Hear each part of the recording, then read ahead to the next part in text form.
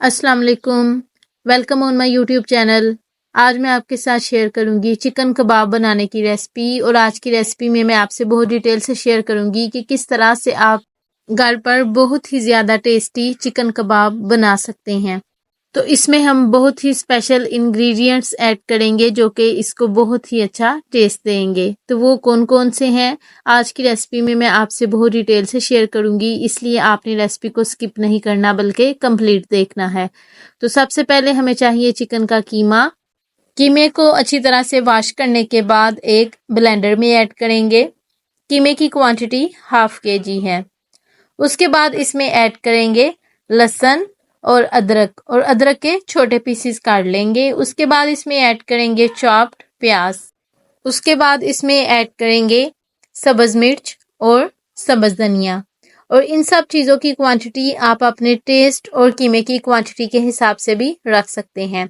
कीमे को ब्लेंड कर लेंगे। कीमा बहुत अच्छी तरह से ब्लेंड हो गया है। अब इसे एक बाउल में डालेंगे और इसमें ऐड करेंगे 1 टीस्पून नमक, 1/2 टीस्पून लाल मिर्च का पाउडर और 1/4 टीस्पून हल्दी। उसके बाद इसमें ऐड करेंगे 1/2 टीस्पून तिक्का मसाला जो कि बहुत ही स्पेशल होममेड है और इसकी रेसिपी भी मैंने आपसे बहुत डिटेल से शेयर की हुई है और तिक्का मसाला की रेसिपी आपको मेरे चैनल पर इजीली मिल जाएगी।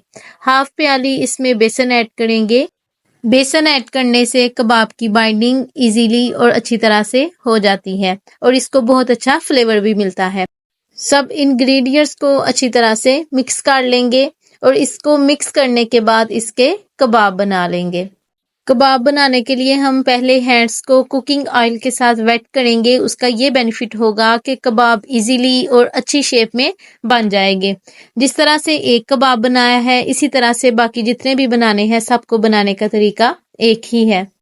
कबाब बनाने के लिए एक बात का खास ख्याल रखना है कि इनकी शेप इतनी मोटी ना हो कि कहीं ऐसा ना हो जब हम इसको ऑयल में फ्राई करें तो ये अंदर से कच्चे ही रह जाए।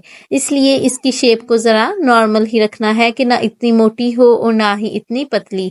कबाब बहुत अच्छी तरह से बन गए हैं। अब एक पैन में कुकिंग ऑयल ऐड करेंगे और ऑयल के गर्म होने के बाद 1 बाय 1 इसमें कबाब रखते जाएंगे। और इसी दौरान अगर आप मेरे चैनल पर नए हैं और मेरी रेसिपी को पहली बार देख रहे हैं तो मेरे चैनल को सब्सक्राइब कर दीजिए और उसके साथ ही बेल आइकन को भी प्रेस कर दीजिए ताकि आपको मेरी आने वाली हर नई रेसिपी का नोटिफिकेशन चला जाए और आप मेरी हर रोज़ आने वाली रेसिपी को देख लिया करें।